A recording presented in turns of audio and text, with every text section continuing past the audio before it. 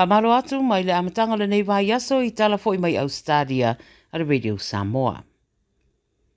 E iwa su 5 miliona, to I titi lava se lau miliona wa fola le malo Ausetalia, mo le pui o le atunu umai le bird flu.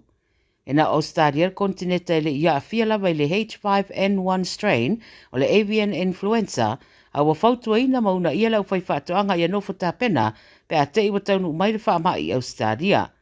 O le whorasanga lai whaatau le tupetele ua whaanga na mo lea wha moe, ua tā uai o le a wha o ngai vaenga SS o le au unanga I tūranga tau pai security, mara sio manga, ia wha ititia ia a whianga o lea wha mai pe atau nu mai. Isi atunu e peo Amerika ma le atu Europa, o le wha mai lea ua wha ititia ile maua o le fua moa, a meise o le mamate o nisi o manu ma meola. Whai mai le minista o le sio manga Australia Tanya Blibesek, e le ma whai na alofia lea wha mai, pe a whai ai o mai, I Ausetalia. Ua wholasia le Australia Post le aso e whaamutai iuta ma whaamumoli e fia lafo mō ainga o le I o I Kirisimasi.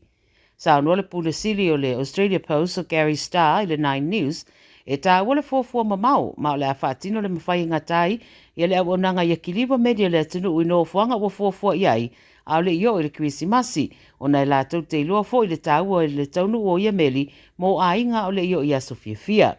O aso la ua whaeroa mai mō meli I tonu lawa I o Australia, se I wangana Western Australia ma le Northern Territory, o le aso muri mō whaamumoli atu watu le Australia Post, o le 20 te sema, a le Express Post 20 te sema. Mō tusi makate te tauna taunu ule ofisa I le aso 20 te sema, mō tusi fia lafo I fafo atu le stete, a le se fuluono te sema mō le stete la vaitasi.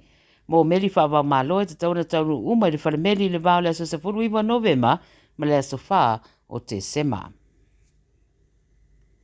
Tonga whitia se ta mamatu e fitu se furu tausanga ina woso pa ia ni ari se toa lualo na fale, ma si ona toa lua I le pōna pōi le tu I sau te usini. Whai mai li pōtero tausa I lia leo a wari ia whita waina, no la wha o lima le ta mamatu le na wolu fale wha malosi le fale I Matraville po le te o le se furu tasi ana pō. Whamtalanga leo wha peana so la ese le awali I le ta avale le ainga, ma o la wha o li mai le ta mamatua na tau mawhai atariana I leo swainga, ma pui si ona to orua e ona sa furu li matausanga. Lo o wha awau le so le suenga, a leo I le mata upu. E tinga ina manuanga o se ri mai se whana, I se whalave mai mele pone ta uana tupu se whetaula I ngala, I Spencer Street ma Lonsdale Street I le lava whai tū.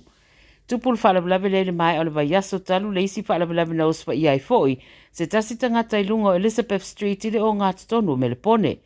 Whai mai li poti le so, se tasi ari e titi mai na maua atu o manua e le waweao ana le la po le afo le tolu.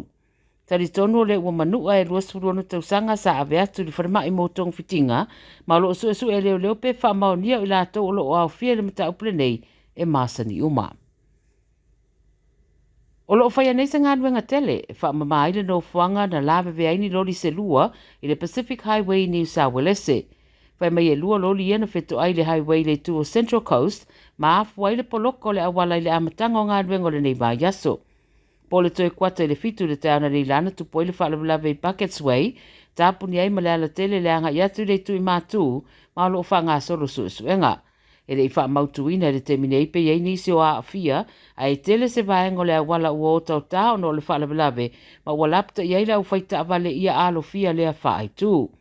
O loo whaataria suenga, po le atonu le mafua ango le nei whalawalawe, I le amatanga fo I le vaiaso a ua toe foi, nisi I ngā luenga ia ma whanau fo ia o onga. Tala ia le Radio Samoa mo le nei fo I amatanga le vaiaso, manuia ngā luenga le awhenga iai.